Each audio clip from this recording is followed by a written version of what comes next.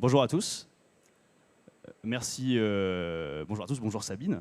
Bonjour. Merci beaucoup d'être venu assister donc, à cette conférence qui s'appelle donc, Comment faire de sa décarbonation un atout business, surtout à l'heure du déjeuner. On va parler restauration et décarbonation. Et donc voilà, bon, pour bien introduire, donc, comment faire sa décarbonation un atout business, la signification du titre, c'est pas comment se faire de l'argent avec la décarbonation, mais plutôt comment faire de sa décarbonation un atout business pour vraiment convaincre son entreprise de passer à l'action et aller de l'avant. Donc pour la présentation des speakers, Sabine, à toi l'honneur. Donc, bonjour à tous, moi je suis Sabine Maillot et je suis la directrice RSE du groupe Compass. Donc je vous expliquerai ce qu'est le groupe Compass, car je pense que beaucoup d'entre vous ne savaient pas, donc ça sera la suite de la présentation. Voilà, et Thomas Guyot, donc cofondateur de Trace, donc, qui est une start-up qui développe un outil de pilotage carbone et qui équipe Compass depuis maintenant un peu plus de 2 ans et demi. Voilà.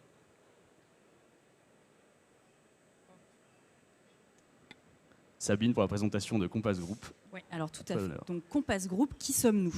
Nous sommes tout simplement le leader mondial de la restauration collective. Donc la restauration collective, pour ceux qui ne sont pas au courant de quoi il s'agit, en fait, nous opérons des restaurants pour le compte d'entreprises. Donc on gère en général vos selfs d'entreprise.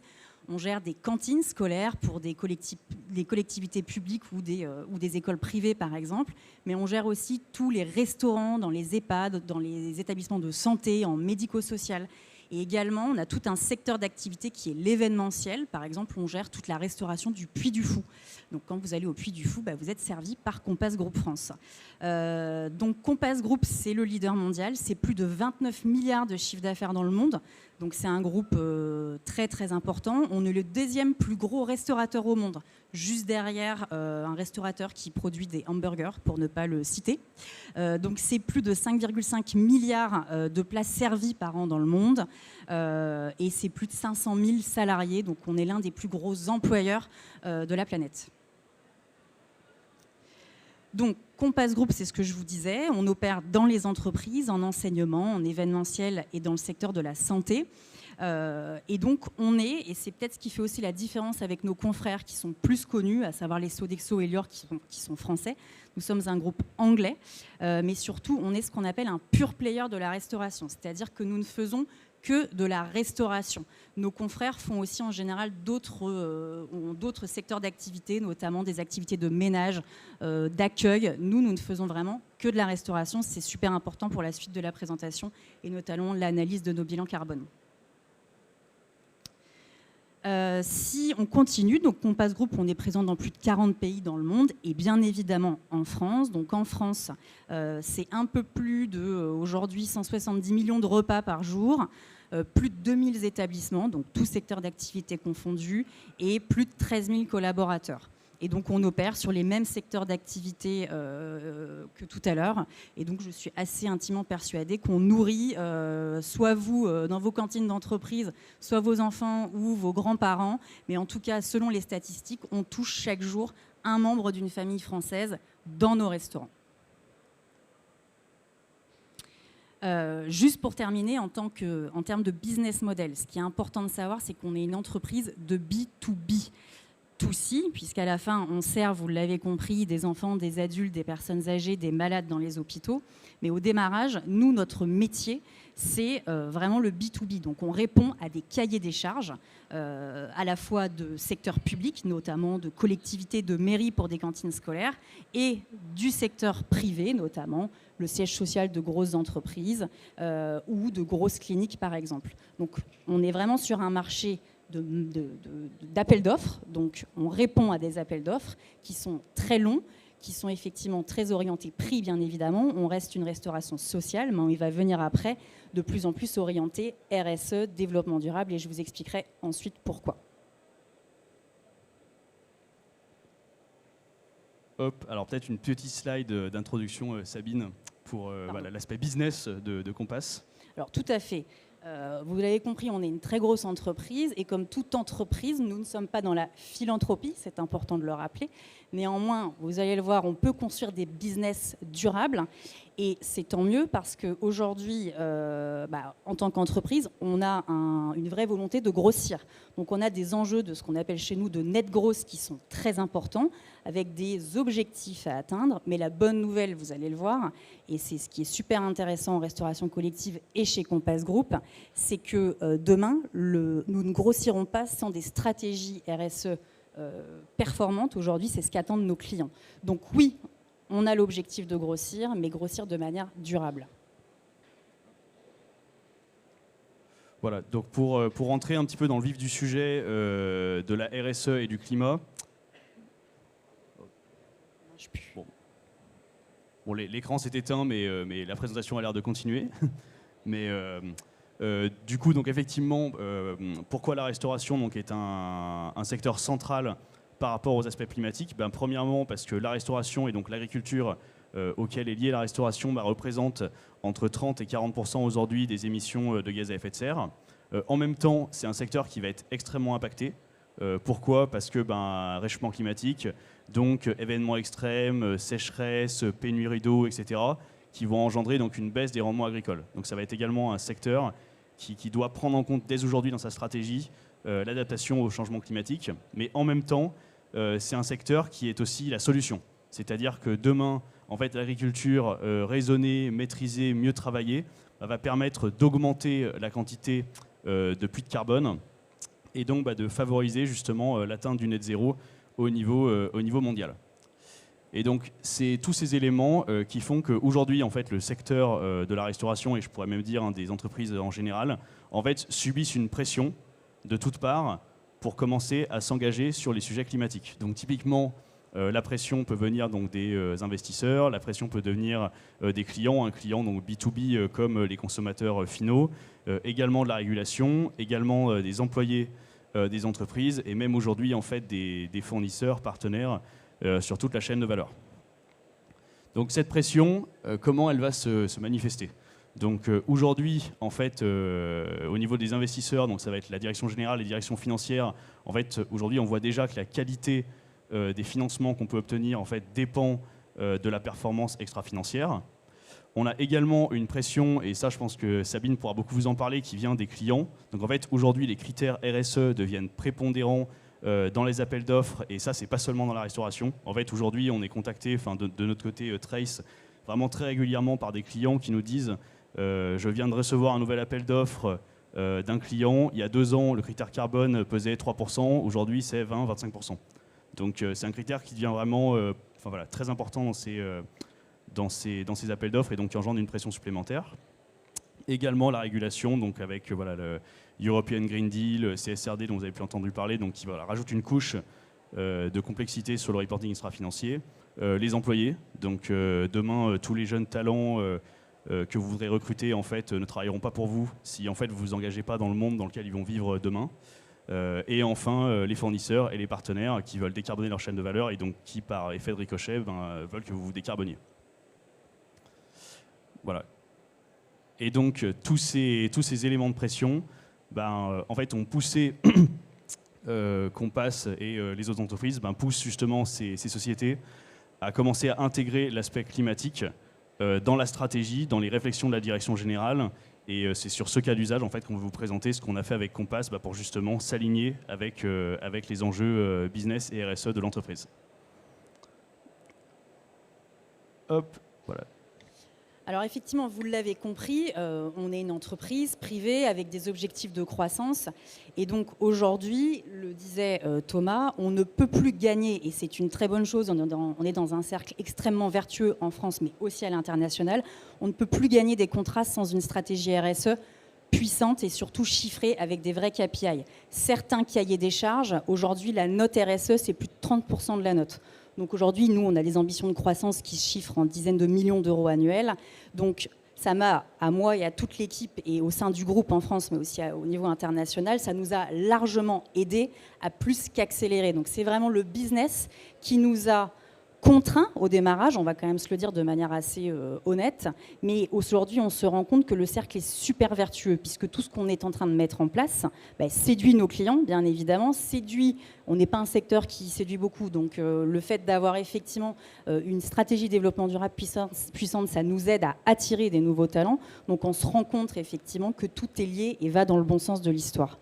Donc aujourd'hui, 30% de la note chez certains clients autour de la RSE. Pourquoi ? Parce que les grands groupes, notamment quand on répond à des cahiers des charges pour les entreprises, pour les cantines dans les entreprises privées, les grands groupes, vous le savez, ont ce qu'on appelle des trajectoires Science-Based Target. Donc, les groupes s'engagent à réduire leur empreinte environnementale et donc à avoir une trajectoire carbone décroissante jusqu'à, pour la plupart d'entre eux, atteindre ce qu'on appelle le net zéro, qui est très populaire, notamment dans les pays anglo-saxons. Donc, nous, concrètement, Compass, là-dedans, comment on agit ? En fait, on fait partie de leurs gros fournisseurs. Partenaires, tout dépend effectivement de la relation que nous avons avec eux, donc on va dire partenaires, et donc en tant que gros partenaires, donc nous concrètement on leur coûte de l'argent, la restauration ça coûte de l'argent à une entreprise, donc pour eux réduire leur impact, nous on fait partie de ce qu'on appelle dans le jargon RSE de leur scope 3, donc ils ont besoin que nous-mêmes nous réduisions notre impact, donc on est complètement interdépendants, donc notre objectif dans le cahier des charges quand on nous demande ok, amis restaurateurs, comment tu nous aides à réduire notre impact sur l'environnement ? La trajectoire qu'on a construite avec Trace nous permet de répondre efficacement à cette donnée. Donc on est vraiment interdépendants, et d'ailleurs interdépendants jusqu'au bout de la chaîne, puisque c'est des décisions qu'on va prendre qui vont avoir un impact assez colossal sur le monde agricole. Nous, aujourd'hui, on est restaurateurs. Ce qu'on fait, c'est qu'on achète de la matière première agricole. On fait à manger dans les restaurants d'entreprise, dans les cantines scolaires. Donc on achète de la viande, des légumes, des fruits, à 80% français d'ailleurs, je tiens à le dire. Et donc tout ça, ça a de l'impact sur les filières françaises. Donc on est vraiment dans un cercle super vertueux. Donc oui, les entreprises s'engagent via des trajectoires et nous, le fait de pouvoir leur affirmer qu'effectivement, on va les aider à réduire notre impact, ça nous fait gagner des marchés. Et c'est là où l'outil Trace, alors je le dis très mal, excuse-moi, je dis Trace, l'outil Trace, effectivement, nous aide au quotidien. Alors, en plus de ça, effectivement, on est un groupe, donc un groupe qui s'est engagé, présent dans 40 pays. Donc, le groupe, on est anglais, s'est engagé aussi sur une trajectoire net zéro à 2050. En France, on a une trajectoire plus ambitieuse à 2040. Donc, le fait est que nous devons, et on s'est engagé, ça a été validé, à réduire nos émissions de gaz à effet de serre, scope 1, 2 et 3, au maximum. Le maximum chez nous, c'est effectivement Trace qui nous l'a certifié, ça sera 60%. On l'assume. On n'arrivera pas, et si on y arrive, c'est parce que nos clients vont accepter un certain nombre de choses dans leur cahier des charges, de réduire à au-delà de 60%. Donc il faudra qu'on compense pour atteindre ce net zéro. Mais déjà, on a vraiment l'ambition de réduire à 60%. Donc, la belle histoire de on va réduire complètement à 100%, elle n'existe pas. En tout cas, elle n'existe pas dans le monde de la restauration. On l'assume. En revanche, le 60% est un objectif qu'on pense atteignable. Mais pour ça, effectivement, il faut que les collectivités, il faut que les entreprises acceptent un certain nombre de choses et acceptent de changer leur prisme de la restauration, notamment en entreprise. Voilà, et donc c'est pour répondre en fait à ces multiples pressions que subissait Sabine de la part du groupe et au niveau commercial. Donc on a décidé de travailler ensemble sur effectivement la mise en place d'un système. Donc en fait, Trace, on est vraiment un outil. Donc la mise en place d'un système qui va permettre en fait de mesurer l'empreinte carbone de façon très précise et définir les trajectoires, à la fois au niveau Compass Groupe France, mais également décliné par restaurant. Donc la première chose qu'on veut faire, vous vous en doutez, lorsqu'on veut définir une trajectoire de réduction, c'est de mesurer l'empreinte carbone. Et en fait, aujourd'hui, mesurer l'empreinte carbone, on peut le faire de plein de façons différentes. Mais là, l'impératif, c'est de le faire de façon chiffrée, mesurable, précise, avec aucune ambiguïté. Donc aujourd'hui, si je prends cette slide qui résume un petit peu l'empreinte carbone de Compass, donc vous vous en doutez, la majorité d'un bilan carbone dans la restauration, ça provient des achats. Et vous vous en doutez aussi, la majorité de l'empreinte carbone des achats, ça provient des produits carnés, bœuf, poulet, poisson, et des produits issus de l'agriculture animale, beurre, fromage, lait. Et donc, cette slide, qui est assez simpliste pour représenter la mesure, ne représente pas forcément la complexité à laquelle on a dû s'imposer lorsqu'on a fait la mesure. C'est-à-dire, le bilan carbone devait déjà être uniquement en facteur physique. Donc en fait, il faut qu'on récupère dans l'entreprise toutes les données au niveau des kilogrammes de bœuf achetés, de poulet, de beurre, de kilomètres logistiques parcourus par les fournisseurs. Donc en fait, c'est une collecte de données qui est extrêmement large pour venir mesurer l'empreinte carbone. Ensuite, il faut une collecte de données granulaire. Donc en fait, si on veut vraiment définir des plans d'action, il faut savoir quelle est l'empreinte carbone de telle ou telle filiale de Compass, voire de tel restaurant. Donc en fait, on descend vraiment très profondément dans la hiérarchie d'entreprise. Également, une donnée par typologie de produit. Donc typiquement, en fait, si on a juste la mesure de l'empreinte carbone du bœuf, c'est bien. Mais en fait, si on veut jouer sur des leviers, il faut savoir le bœuf standard, combien ça émet, le bœuf bleu blanc cœur, combien ça émet, le bœuf label rouge, combien ça émet, etc. Pour ensuite pouvoir créer des hypothèses de substitution et donc mesurer des réductions d'émissions de gaz à effet de serre. Et donc, c'est toutes ces données qu'on a dû inclure pour mesurer l'empreinte carbone de Compass et à la fin, pouvoir définir des actions qui soient concrètes et mesurables. Voilà. Donc également un mot donc, que Sabine a déjà précisé, mais donc quand en fait le scope 3 est relativement important pour une entreprise, donc scope 3 qui implique énormément de produits en fait, qu'on achète à des fournisseurs, donc Compass va à la fois devoir agir donc en interne, typiquement sur le changement de composition des menus, proposer des menus végétariens, donc ça c'est des actions qui sont à la main de Compass, mais on a également effectivement des actions qui vont être liées à la chaîne de valeur. Donc typiquement, est-ce que je privilégie un fournisseur local plutôt que quelqu'un qui me livre des produits avec 1000 km de camion? Est-ce que je vais privilégier ce fournisseur de produits haute valeur environnementale qui va potentiellement moins émettre que ce fournisseur qui vend des produits, on va dire, standards à l'empreinte carbone, on va dire, classique, etc. Donc c'est exactement tout ce type de levier qu'on va vouloir utiliser pour réduire l'empreinte carbone de Compass. Voilà, donc ensuite, une fois qu'on a mesuré cette empreinte carbone et qu'on a vraiment la cartographie du bilan carbone complète sur Compass, là, l'objectif, c'est de définir des actions de décarbonation. Donc en fait, quelles sont les actions possibles pour décarboner la restauration? Donc en fait, évidemment, les plus simples, ça va être je réduis le bœuf, etc. Mais en fait, quand on creuse un peu, on va pouvoir trouver des tas d'actions différentes. Donc si tu veux, Sabine, je voulais te laisser parler de ces différentes actions que je pourrais compléter après. Alors effectivement, je tiens quand même à préciser, je réduis le bœuf, c'est pas du tout si simple que ça, puisqu'une nouvelle fois, je me permets juste, et c'est important de le dire, c'est qu'une nouvelle fois, je vous rappelle, on est une boîte de B2B. Donc au final, on répond à des cahiers des charges qui sont donnés par des clients, des acheteurs, des personnes en charge des services généraux, des choses comme ça. Et aujourd'hui, si vous déjeunez dans un restaurant d'entreprise, tous les jours, toute l'année, vous avez le steak haché, le blanc de poulet, le poisson, les œufs. Vous avez en fait des menus qui sont hyper protéinés. On est dans une abondance, des selfs, tout est disponible tout le temps, toute l'année. Et aujourd'hui, on est figé dans ces cahiers des charges d'un autre temps. Donc, Trace nous permet aujourd'hui de répondre à ces clients qui nous demandent de réduire leur impact en faisant pas grand-chose. Donc, en fait, le fait de pouvoir calculer, ça nous permet d'aller leur expliquer, typiquement, que accélérer la diversification protéique sans devenir demain tout végétarien, c'est pas l'idée. Au contraire, chez Compass, on est en train d'accompagner la création de filières de bœuf à l'équilibre français. L'idée, c'est tout simplement de revenir vers du bon sens et de démontrer ce qu'on va gagner en revenant vers du bon sens. Donc le steak haché, oui, mais français, label rouge, issu de filières durables et à l'équilibre. Et pas tous les jours. En fait, aujourd'hui, l'hérésie, c'est d'avoir votre stand grillade tous les jours, avec en général du steak qui est loin d'être français, je peux vous le dire, et plutôt ne l'avoir que 2 fois par semaine, et donc plus cher, on va aussi se le dire. Il y a une vraie réalité de prix derrière tout ça, mais on va vraiment dans une démarche du moins mais mieux. Et en fait, c'est loin d'être si simple que ça. En revanche, Trace nous a vraiment aidé à le démontrer. Et on arrive à le mettre en place de plus en plus. On a de nombreux clients qui, grâce à ces calculs, acceptent de le faire. Et d'ailleurs, derrière, les convives, donc vous, potentiellement, ne sont pas du tout mécontents. Au contraire, vous êtes plutôt contents de trouver plus de qualité. Et finalement, les autres jours, il y a un filet de volaille bleu blanc cœur qui est mécaniquement largement moins émetteur en gaz à effet de serre. Et donc, on revient tout simplement à une logique de bon sens et une restauration beaucoup plus durable et normale, entre guillemets. Ce qui n'est pas normal, c'est ce qu'il existe encore chez beaucoup de nos clients.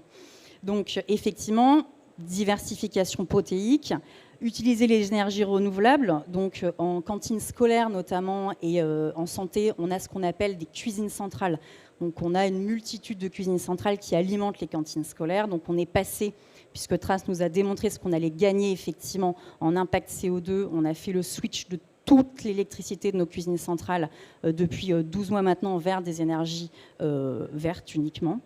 Il y a aussi tout un sujet autour des achats locaux et durables.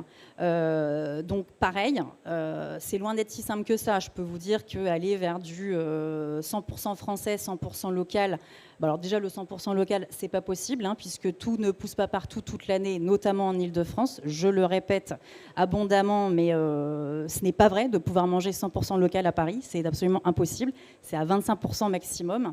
Donc toujours dans la mesure du bon sens, effectivement, grâce au calcul de Trace, on arrive à expliquer à nos clients ce qu'ils vont gagner en passant, par exemple, d'une filière de bœuf polonais vers du bœuf français. On sait exactement ce que ça leur fait gagner. Ce que ça leur coûte aussi, c'est un prix, une nouvelle fois, surtout dans un contexte d'hyperinflation, mais à un moment donné, il faut quand même savoir ce qu'on veut. Et enfin, il y a un dernier sujet, c'est le sujet du gaspillage alimentaire. Malheureusement, aujourd'hui, on jette quasi 20% de ce qu'on produit, donc de ce qui a poussé, de ce qui a été élevé, de ce qui a été transporté. On le jette abondamment. Alors on est certainement fautif, hein, on n'a pas toujours une qualité exceptionnelle, on y travaille, mais il y a aussi beaucoup de choses qui sont complètement une hérésie. Et une nouvelle fois, l'outil de calcul nous le permet de le démontrer. Par exemple, en cantine scolaire, si vous êtes parent, aujourd'hui, vous avez la chance, ou pas, je ne pense pas que ce soit une chance, de pouvoir annuler le repas de votre enfant à midi, à 11h30 pour midi.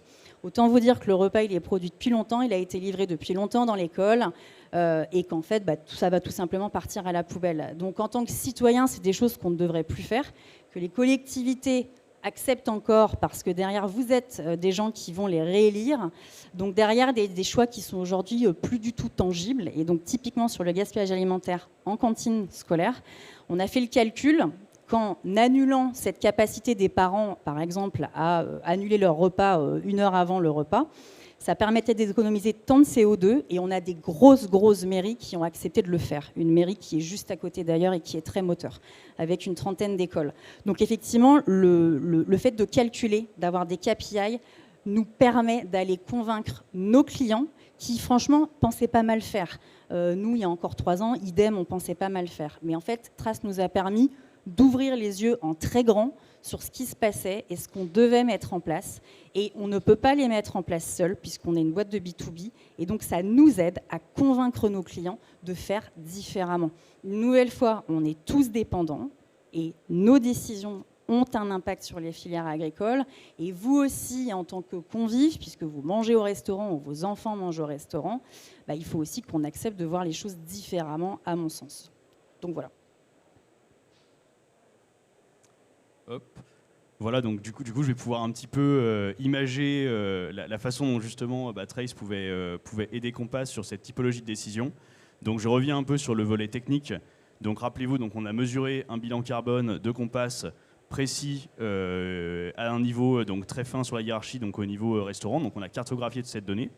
Ensuite, numéro 2, donc on a défini toutes les actions qui vont permettre du coup de jouer sur l'empreinte carbone et de réduire l'empreinte carbone de la restauration. Et là, en fait, ce qu'on va proposer, donc c'est un outil de simulation. Donc en fait, on va vraiment pouvoir, typiquement, si Compass demain a une discussion avec une entreprise pour la gestion de ses restaurants, en fait, ils vont pouvoir dire, très bien, cette entreprise, elle a tel et tel restaurant. Hop, je suis capable d'isoler le bilan carbone. Je vais prendre telle action et je vais commencer à faire des simulations. Donc je vais définir l'ambition. Est-ce que je propose typiquement 2 repas avec des steaks hachés par semaine, 3 est-ce que je remplace par du poulet 1 jour, 2 jours par semaine? Donc vraiment, on crée des scénarios et on va pouvoir visualiser pour ces restaurants quel va être l'impact en fait de toutes ces actions sur la trajectoire. Et donc ça permet de montrer aux clients, voilà, aujourd'hui tu es engagé dans une trajectoire de 30, 40, 50%. Là aujourd'hui, si on fait ce plan-là, on va atteindre ta trajectoire. Est-ce que ça te convient? Oui ou non? Et du coup, toute l'idée, c'est de permettre de faire différents scénarios, de les comparer entre eux, et à la fin, de pouvoir se dire ensemble, très bien, quel scénario te convient et quel est le gain en termes de tonnes de CO2 que tu vas obtenir à la fin. Donc ça, c'est sur l'impact. Et on est également capable de calculer cette simulation également d'un point de vue financier. Ça veut dire qu'en fait, à partir du moment où on a modélisé des actions Donc un changement dans l'action, ça va réduire le CO2. Hein. Typiquement, si j'enlève le bœuf pendant 2 jours sur une semaine, je vais avoir mon impact, mais en fait, je vais également réduire mes coûts. Parce que si je suis capable de simuler une réduction de tonnes de CO2, je suis capable de simuler, avec un prix moyen calculé du bœuf, bah, je suis également capable de simuler les gains que je vais obtenir financièrement. Donc là, évidemment, je parle d'une action qui fait gagner de l'argent, où en fait, je réduis le bœuf. Vous vous doutez qu'il y a plein d'actions qui vont également coûter de l'argent. Mais en fait, le but, c'est de se dire, j'ai fait ma simulation, je sais exactement quel est l'impact de mon plan d'action pour telle action, et je sais également exactement pour telle action quel coût ça va me coûter ou quelles économies ça va m'engendrer. Et en fait, une fois qu'on a cette vision impact, et une fois qu'on a aligné cette vision impact avec la vision coût, en fait, entre guillemets, on a toutes les données pour faire valider le plan d'action et aller de l'avant. Voilà.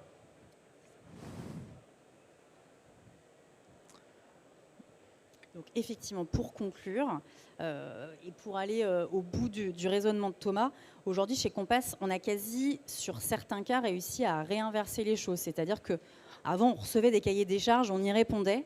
Aujourd'hui, on arrive à réorienter les cahiers des charges de nos clients en leur expliquant que si vraiment ils veulent changer, réduire leur impact, il faut le faire d'une telle manière. Donc l'outil est quand même super puissant, commercialement parlant bien évidemment, mais surtout en termes d'impact, parce qu'à la fin, tant mieux, une nouvelle fois, on va tous dans le bon sens, on arrive à faire changer les cahiers des charges. C'est un immense succès collectif parce que derrière, on se retrouve face à effectivement un business beaucoup plus durable qui doit grossir puisqu'on reste une entreprise, mais qui doit grossir avec effectivement des fondamentaux beaucoup plus soutenables, comme c'est écrit dans la présentation. Donc, on est une boîte qui continue de grossir, vous le voyez sur ces chiffres à l'échelle Europe, à la fois en termes de rétention de clients et en termes de ce qu'on appelle de newbies. Et effectivement, toute cette stratégie a largement contribué. Elle contribue aussi, c'est important de le dire, dans une hyperinflation. On a une restauration dite sociale qui est assez problématique aujourd'hui. Ça nous permet aussi de piloter un certain nombre de choses. Votre collectivité, par exemple, quand elle veut plus de produits durables, la cantine scolaire, ça reste une restauration sociale. Donc, pouvoir mesurer, piloter quelle action aura quel impact, quel effectivement ça aura impact sur le budget, c'est super puissant et ça permet d'aller au bout des choses. Donc, je pense que voilà, moi, le message que je veux faire passer, c'est que ça nous a largement aidé à comprendre ce qu'il faut faire. Ça nous aide à effectivement générer des nouveaux clients, mais des nouveaux clients qui mécaniquement ont une restauration beaucoup plus durable et soutenable. Et donc tant mieux pour tout le monde et notamment pour le monde agricole français. Donc voilà. Merci beaucoup pour votre attention.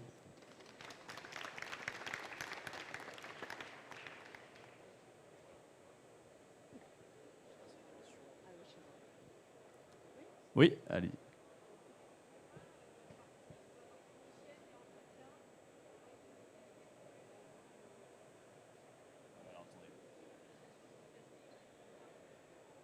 Alors, juste pour répéter votre question, pour être bien... Ah, voilà le micro.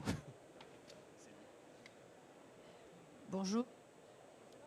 Et aussi, si vous faisiez aussi des études sur toute la partie hygiène et entretien, notamment sur les emballages, plastiques, des choses comme ça, qui permettent aussi de baisser ou de participer à la décarbonisation. Oui, absolument. Donc en fait, dans le bilan carbone, on récupère absolument toutes les données.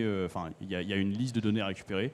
Donc ça va être l'énergie, la logistique, tous les achats de produits agroalimentaires qui constituent le gros de l'empreinte carbone. Mais également, on va avoir tous ces produits liés à l'hygiène. Donc on va avoir effectivement des produits potentiellement chimiques, des produits plastiques, etc. Donc oui, effectivement, c'est pris en compte dans les mesures d'empreinte carbone. La partie déchets chez nous, c'est à peu près 4% du bilan. Donc effectivement, on ne l'a pas mis là dans les grands learnings, mais ça nous aide aussi à passer sur du réutilisable une nouvelle fois. Donc oui, c'est complètement pris en compte. Chez nous, ce n'est pas ce qui compte le plus par rapport à, par exemple, la diversification protéique, mais en tout cas, c'est calculé par trace. Oui, bonjour. Je voulais savoir si votre logiciel s'appliquait à l'hôtellerie, d'une part, et je voulais vous poser la question, est-ce que 2% de rétention, ça vous paraît bien ou un peu faible quand même? On est à 95% de rétention. C'est beaucoup. On a augmenté. Oui, on a augmenté. Oui. On a augmenté de 2% notre taux de rétention, qui est à 95%. Oui, c'est énorme. Et effectivement, oui, la solution s'applique également à l'hôtellerie, dont la restauration est une grosse partie de l'empreinte carbone. J'avais une question. On a beaucoup parlé du bilan carbone. Dans la stratégie RSE, il y a aussi la partie éthique, gouvernance. Là-dessus, Thérèse, vous avez des solutions, vous intervenez là-dessus aussi, ou c'est vraiment bilan carbone? Alors pour l'instant, on est vraiment focus bilan carbone, mais c'est effectivement une réflexion qu'on est en train de mener. Voilà, pour s'étendre un peu sur d'autres indicateurs.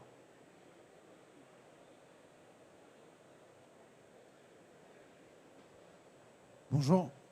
Je me demandais quelle était la part de l'impact carbone sur les achats entre le transport et la production, l'agriculture.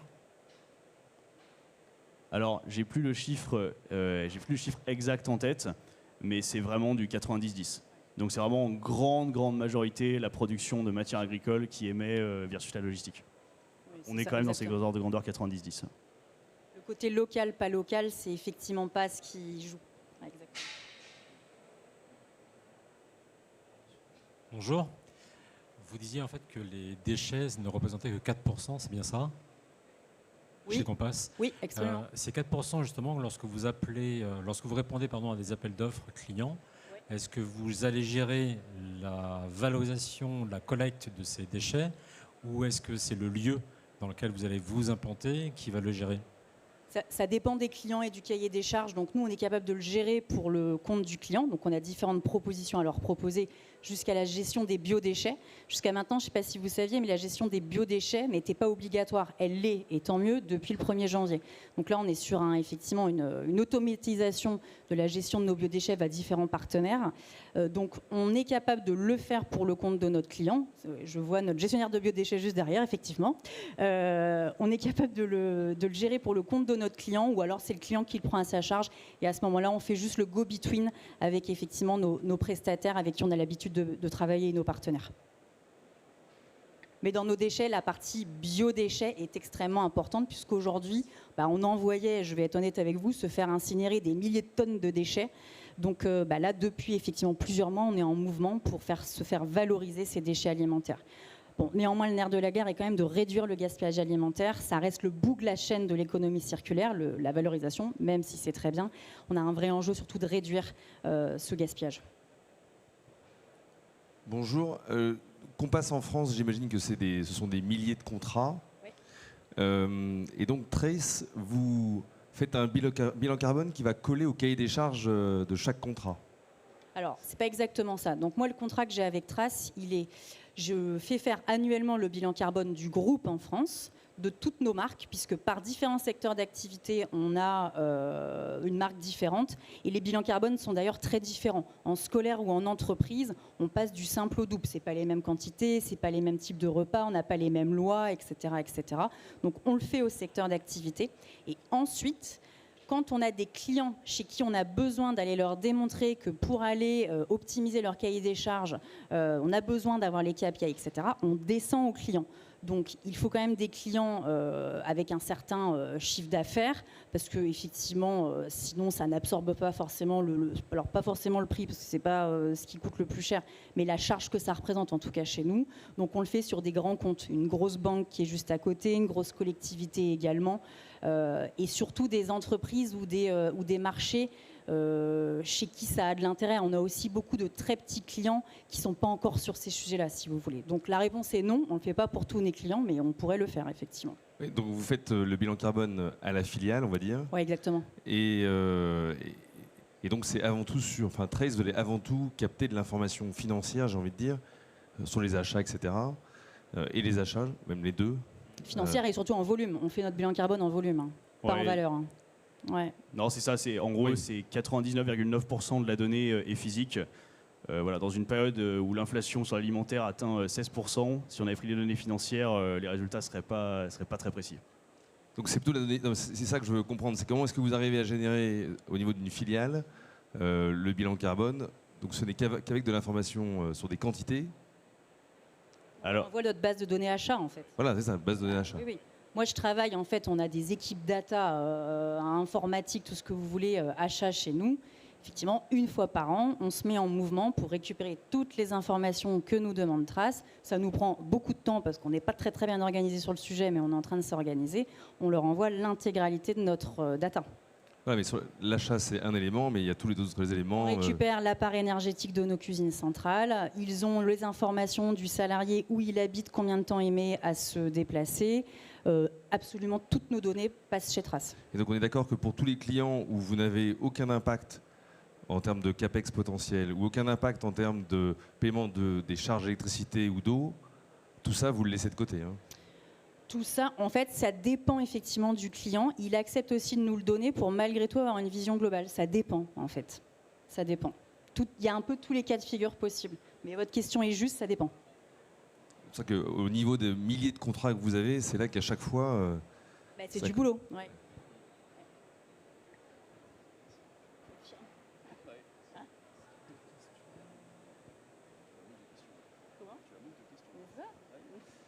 Merci, bonjour. On parle d'un accompagnement de combien de temps pour la mise en place sur un groupe comme Compass, qui est quand même un gros poisson, un gros morceau. On parle d'un temps de déploiement de combien de temps avant que ce soit vraiment effectif? Alors, parce que du coup, les restaurants, c'est un peu en continu, hein, parce qu'effectivement, c'est en fonction des demandes des clients. Mais sur le groupe, je dirais que ça a pris environ 2 mois. C'est une donnée qui est très indicative, parce qu'en fait, pour le coup, sur le groupe, voilà, c'est mon opinion, hein, Sabine n'est peut-être pas d'accord, mais que la donnée chez Compass était très structurée et ça a réellement accéléré la mise en place de l'outil. Voilà. Mais sur un groupe comme Compass, je dirais que la moyenne, ça va plus être entre 3 et 6 mois. Là, on est allé relativement vite parce que la donnée était déjà bien en place. Et après, pour un restaurant, on met à peine 1 mois, je pense. Parfois, ça prend moins. Des fois, on a fait 3 jours, 4 jours pour un restaurant, donc c'est beaucoup plus rapide. Ouais.